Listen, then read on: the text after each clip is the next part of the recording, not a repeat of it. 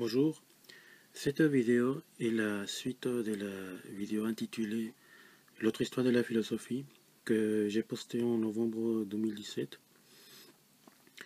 Alors, à l'heure actuelle, vous voyez qu'il y a un engouement global pour les sciences et les technologies. Euh, à l'heure actuelle, donc beaucoup de jeunes, en fait, partout dans le monde, se lancent dans des études des sciences, en fait, sciences exactes comme les mathématiques, la physique ou la chimie, ou dans des études de sciences humaines comme la psychologie. Donc cet engouement pour les sciences, c'est le résultat d'un long processus donc, qui a commencé donc, il y a quelques siècles en fait. Bon, ça a commencé un peu vers la Renaissance, mais en fait ça s'est accéléré au cours du 19e siècle pour diverses raisons et surtout aussi au 20e siècle à cause de ce qu'on appelle la démocratisation des études. Et en fait, tout cela se passe dans un cadre en fait où l'on considère que la seule manière de connaître, enfin, entre guillemets, scientifiquement le monde, c'est-à-dire de façon précise et méthodique, c'est à travers les sciences exactes et humaines. Et donc la philosophie étant donc juste une réflexion à partir des données qu'on obtient dans ces autres sciences, dans les sciences, dans ces sciences exactes et humaines. Et donc bien sûr, on considère aussi que la philosophie procède avec méthode aussi, mais bon, la philosophie n'est pas vraiment considérée comme une science, comme juste une réflexion comme ça. Mais en réalité, cette vision en fait, des sciences, elle est partielle et elle est assez récente. En réalité, c'est l'une des conséquences de cette division de la philosophie dont je parlais justement dans la vidéo précédente. En réalité, avant cette division, en fait, donc dans le cadre de la philosophie aristotélico-thomiste, on considérait, et puis on considère toujours de toute façon dans cette philosophie, que la philosophie c'est une science. Et donc sa définition c'est que enfin, la philosophie c'est la science des premiers principes et des premières causes. Donc bon, maintenant je vais préciser un peu plus ça, je vais parler un peu plus de ce sujet. Donc qu'est-ce qu'on entend par science des premiers principes et des premières causes? Alors en fait, comme je le rappelais dans la vidéo précédente, cette définition a été trouvée par Aristote après qu'il ait étudié donc, tous les philosophes, enfin, les philosophes grecs qui l'ont précédé, ces philosophes qui s'interrogeaient sur la nature, sur les premiers principes de ce que l'on voit dans l'univers qui nous entoure. Et donc, par exemple, les premiers philosophes, par exemple, Thalès de Milet, il pensait que le principe de toutes les choses était l'eau. Donc, que en fait, tout était. Que l'eau était l'eau, donc un peu comme l'origine de toutes les choses. Et après, bon, il y a eu d'autres explications comme le feu, ou bien en fait. Bon, au départ, c'était des principes matériels. Et après, il y a eu des principes immatériels comme les nombres de Pythagore et les idées de Platon. Mais bon, enfin, ben, au cours de l'histoire, donc il y a eu des propositions donc, sur les premiers principes. Et donc, en fait, petit à petit, on découvrait d'autres sujets. Et c'est avec Aristote donc, on arrive à, comme je le disais, donc, un système en fait assez complet. Et donc, Aristote a trouvé plusieurs chapitres. Donc, enfin, il a divisé dans toutes ses connaissances en plusieurs chapitres. Donc, il s'était de toute façon déjà développé un peu avant lui, mais c'est que lui, il a bien systématisé tout ça. Et donc, ces chapitres sont par exemple donc, la logique, la métaphysique, ce qu'on appelle actuellement la cosmologie, en fait, la psychologie. Et dans toutes ces branches, en fait, on procède en cherchant les principes. Donc, je vais vous donner maintenant des exemples. Par exemple, en ce qui concerne la logique, donc le premier chapitre de la philosophie, en fait, là, il y a un accord assez clair, en fait, enfin, pour tous les gens qui ne pratiquent pas la philosophie, la logique, c'est une science en fait, même si elle n'est pas vraiment enseignée partout, mais au moins là où elle est enseignée, c'est-à-dire actuellement dans les, par exemple, elle est enseignée mais sous sa forme mathématique, par exemple en mathématiques ou en informatique, récemment aussi en sciences économiques.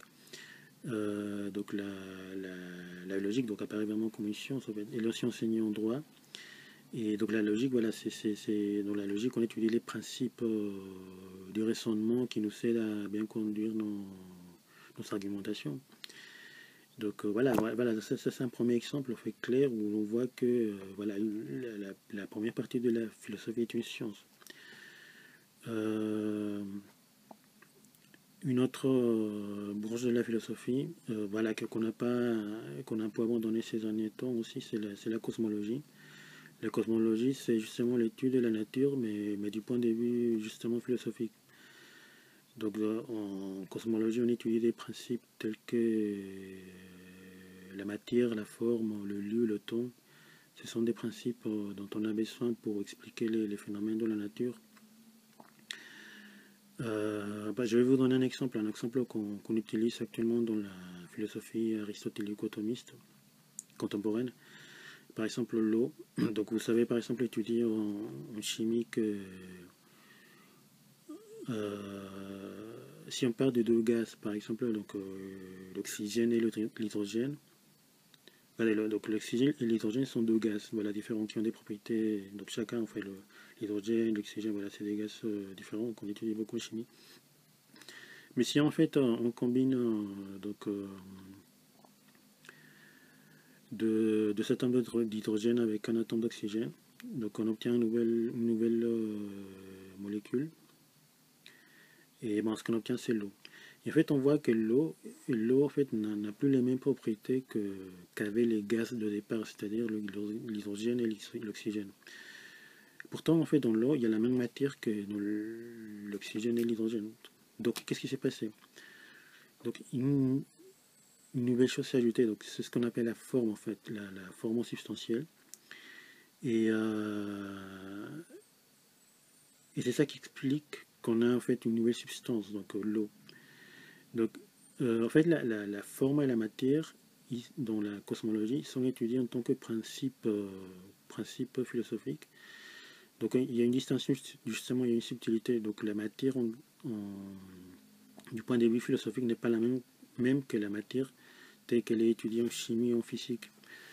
La matière, en fait, c'est un principe métaphysique qui explique, entre autres, en fait, les changements en fait, au niveau des substances. Et la forme aussi, donc c'est ces deux principes en fait pour expliquer en fait les changements mais bon, l'histoire c'est que donc par exemple dans la nature quand vous voyez en fait par exemple enfin tous les êtres naturels quand on les étudie, quand on les voit, ils sont déjà une forme, une matière. Donc en fait le principe métaphysique on ne le voit pas en fait. C'est bon là je vous explique assez rapidement pour que vous voyez en fait à quoi ça ressemble. Mais bon après plus tard je vais vous donner plus de détails sur ces sujets de la matière et la forme. Mais en fait, pour que vous voyez que fait, avec des raisonnements, en fait, on arrive à des principes métaphysiques. Donc voilà, dans le cas des êtres naturels, donc le principe de la matière et le principe de la forme, en fait, en tant que principe métaphysique. Et donc, comme je disais, en fait, dans les sciences, le physicien, le chimiste, il s'étudie des corps qui sont déjà composés de matière et de formes, en fait. Donc c'est ça la différence. Donc, le physicien parle de substances déjà composées par une matière et une forme, en fait.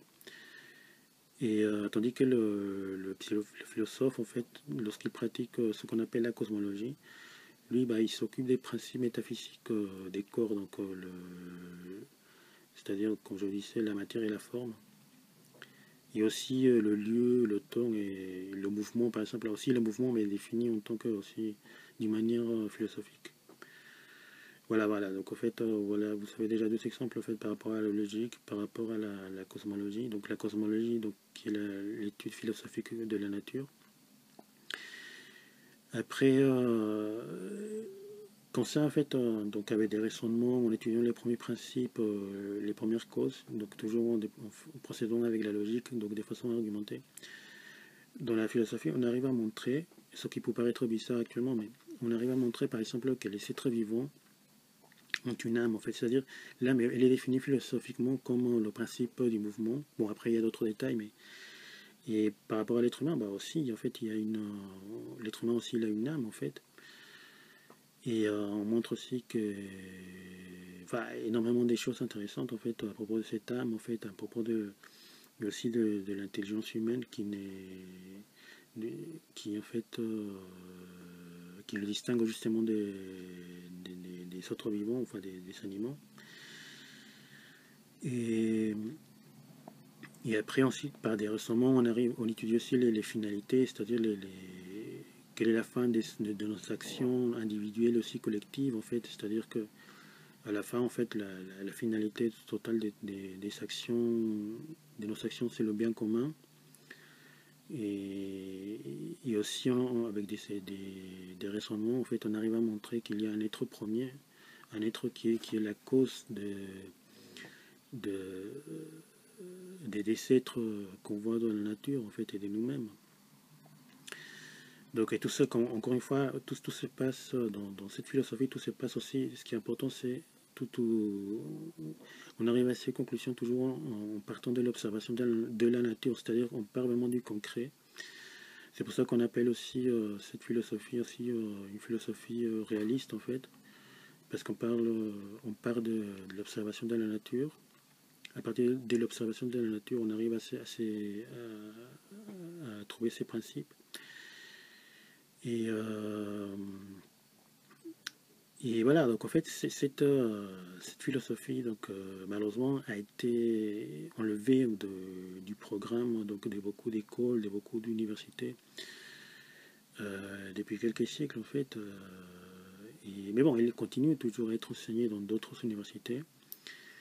Et voilà, donc en fait, donc c'était ça, voilà. Donc le but de cette vidéo, donc préciser en fait, donc dans quel sens en fait la philosophie est une science. Et bon, je vais continuer dans une prochaine vidéo à donner en fait donc plus de détails en fait sur ces sujets. Alors merci de m'avoir écouté.